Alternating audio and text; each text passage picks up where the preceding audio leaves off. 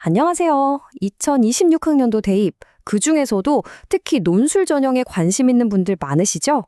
오늘 이 시간 여러분의 모든 궁금증을 확실하게 정리해 드릴게요. 올해는 정말 뭐랄까 전례 없던 대격변의 해거든요. 오늘 내용만 잘 따라오시면 합격을 위한 완벽한 전략 분명히 세우실 수 있을 겁니다. 자, 그럼 바로 본론으로 들어가서 핵심 질문부터 한번 던져볼게요. 작년에 합격했던 선배들의 전략이나 작년에 돌았던 입시 정보들, 이거 그대로 2026학년도에 적용하면 과연 어떻게 될까요? 네, 정답부터 단호하게 말씀드릴게요. 100% 실패합니다. 왜냐하면요, 판이 정말 완전히 뒤바뀌었기 때문이에요. 작년의 성공 공식이 올해는 오히려 실패로 가는 지름길이 될 수 있다는 거죠. 자, 그럼 지금부터 본격적으로 한번 파헤쳐 보겠습니다. 2026년이 왜 논술의 혁명이라는 말까지 나올 정도로 이렇게 거대한 변화의 해인지 그 스케일부터 한번 같이 보시죠. 2026학년도에 논술 전형을 실시하는 대학 무려 45개입니다. 45개요. 여기에는 서울 수도권의 웬만한 상위권 대학들이 대부분 포함되어 있죠. 이게 무슨 뜻이냐면요. 여러분이 논술만 제대로 준비해도 지원해볼 만한 좋은 대학의 선택지가 45개나 된다는 얘기입니다. 엄청나죠? 그리고 두 번째로 정말 중요한 변화가 있어요. 바로 대학들이 평가 기준 자체를 바꾸고 있다는 점입니다. 그 어느 때보다도 논술 실력 그 자체에 훨씬 더 큰 힘을 실어주기 시작했다는 거죠. 자, 이 표를 한번 보세요. 변화가 한눈에 딱 보이죠. 서강대학교랑 성신여자대학교 좀 보세요. 기존에는 학생부 성적을 조금이라도 반영했었는데 이제 과감하게 논술 100%로 전환했습니다. 광운대 역시 논술 비중을 10%나 더 높였고요. 그러니까 핵심은 이럽니다. 이제 이 대학들에 지원할 때 여러분의 내신 성적은 더 이상 중요하지 않다는 거예요. 모든 게 오직 여러분의 논술 실력 하나에 달리게 된 거죠. 그동안 내신 때문에 좀 아쉬웠던 학생들한테는 이건 정말 엄청난 기회입니다. 자, 그럼 이런 새로운 기회들 구체적으로 어디서 찾아볼 수 있을까요? 지금부터는 숫자를 보면서 기회의 지도를 한번 같이 그려보겠습니다.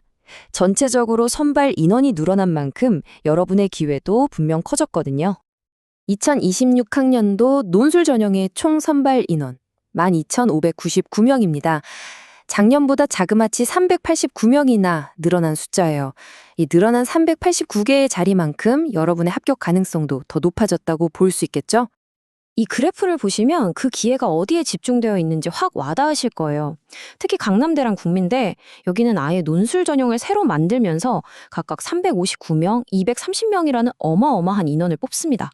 경기대 역시 72명이나 늘렸고요. 이건 뭐 완전히 새로운 기회의 땅이 열린 셈이죠. 하지만 여기서 주의할 점이 있습니다. 모든 대학이 다 문을 활짝 연 건 아니거든요. 물론 가천대나 동덕여대처럼 소폭 인원을 늘린 곳도 있지만요. 건국대나 서강대처럼 우리가 선호하는 인기 대학 중 일부는 오히려 선발 인원을 줄였습니다. 그러니까 무작정 지원하는 게 아니라 어디가 늘고 어디가 줄었는지 이런 전략적인 분석이 정말 중요해진 겁니다. 자, 그리고 아마 올해 변화 중에서 가장 큰 게임 체인저가 아닐까 싶은데요. 바로 수능 최저 학력 기준. 그러니까 최상위권 대학에 지원하기 위해 넘어야 했던 그 문턱이 눈에 띄게 아주 확 낮아졌습니다. 고려대학교 케이스를 한번 볼까요? 이게 정말 드라마틱해요. 작년까지 경영학과는 4개 영역 등급합이 5, 4합 5였어요. 이건 사실상 올 1등급에 가까워야 한다는 얘기거든요. 그런데 올해는 4합 8로 대폭 완화됐습니다. 평균 2등급만 받아도 지원 자격이 생긴다는 거죠. 와, 이건 진짜 엄청난 변화입니다. 심지어 수능 최저, 우리는 아예 안 봅니다 하는 대학도 무려 19개나 됩니다. 전통의 강자 연세대는 물론이고요. 올해부터는 서울여대도 이 대열에 합류했어요.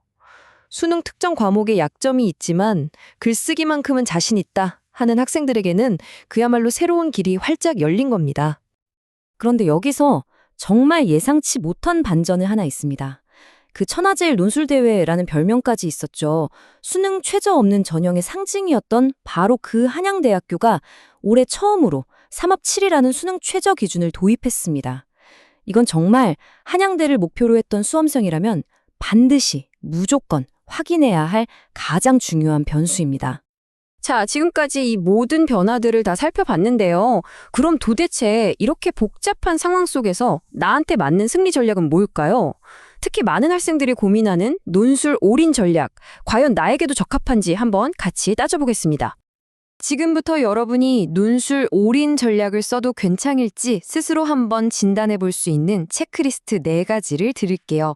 첫째, 내 내신 평균이 3등급 이하다. 그렇다면 논술은 아주 강력한 카드가 될 수 있습니다. 둘째, 모의고사 성적 중에 꾸준하게 1, 2등급이 나오는 전략 과목이 하나라도 있다. 이게 바로 수능 최저를 맞추는 열쇠가 되거든요.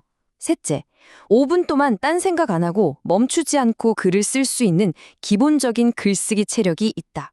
마지막으로 일주일에 최소 6시간 이상은 논술 준비에 온전히 쏟아부을 수 있다. 이 4가지 질문에 네 라고 자신 있게 답할 수 있다면 여러분은 논술 중심의 전략을 세울 준비가 되신 겁니다. 결론적으로 2026학년도 논술 전형은요, 정말 지난 몇 년간 찾아보기 힘들었던 엄청난 기회의 장이 열린 겁니다. 수능 최저의 문턱은 낮아졌고 선발 인원의 문은 더 넓어졌으며 오직 논술 실력의 중요성은 그 어느 때보다 커졌습니다. 이제 질문은 이겁니다. 여러분은 이 엄청난 기회를 잡을 준비가 되셨습니까?